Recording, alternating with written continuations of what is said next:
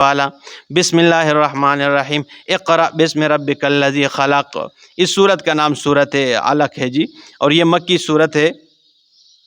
اور نزول کے اعتبار سے سب سے پہلے نمبر پہ یہ صورت آئی، ٹھیک ہے۔ اس سے پہلے کوئی صورت نہیں اتری تھی۔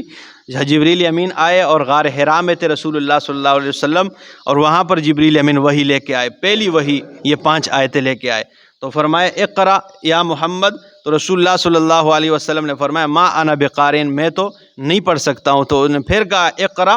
تو پھر نبی علیہ السلام نے فرمایا ما انا بقارئ، پھر اپنے ساتھ اس طرح سینے کے ساتھ نبی علیہ السلام کو جوڑا اور فرمایا اقرأ بسم ربک الذی خلق، پڑھ اپنے رب کے نام سے، خلق جس نے ساری مخلوقات کو پیدا کیے۔ تو بسم اللہ الرحمن الرحیم اقرأ بسم ربک الذی خلق۔ اچھا، ربط اس کا یہ ہے کہ پہلی صورت میں فرمایا لقد خلقنا الانسان فی احسن تقویم، تو اب اس صورت میں فرمایا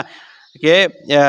خلق الانسان من علق، اس جمع ہوئے خون سے اس کی ابتدا کو ذکر کیے، اس سے پیدا کیے۔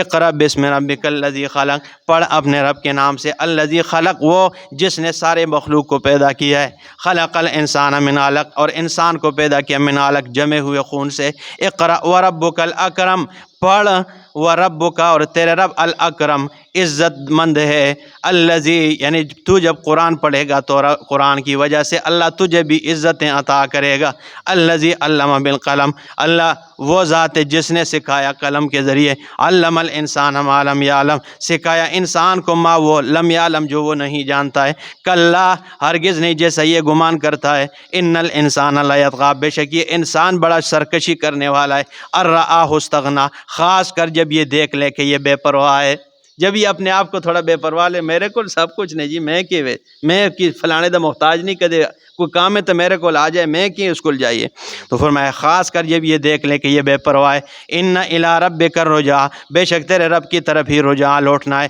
ارأیت الذی ینہی، آیا خبر ہے تجھے اس کے بارے میں، ینہی جو منع کرتا ہے، عبدن میرے خاص بندے کو، اذا صلی، جب وہ نماز ادا کرے۔ ابو جہل اور اس قسم کے اینڈ کمپنی یہ سارے نبی علیہ السلام کو منع کیا کرتے تھے۔ ایک مرتبہ اس نے کہا کہ میں قتل کے ارادے سے ابو جہل آ رہا تھا، یہ واپس جب دوڑ پڑا نبی علیہ السلام کے قریب آئے اور واپس دوڑ پڑا، تو انہوں نے کہا کیوں نہیں مارا ہے؟ اس نے کہا کہ پیغمبر پاک اور میرے درمیان ایک خندق میں نے دیکھا،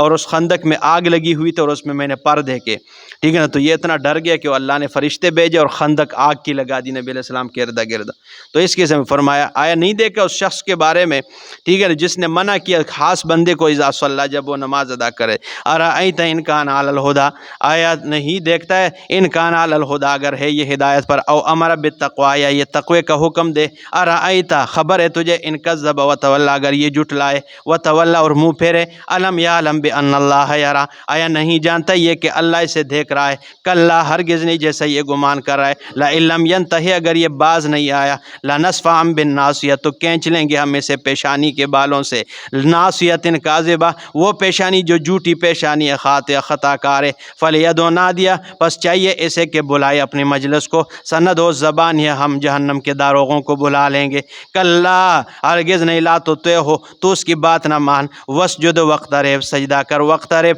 اور رب کی قربت اختیار کیا کرو۔ درس کے بعد پھر سجدہ کر لیجیے۔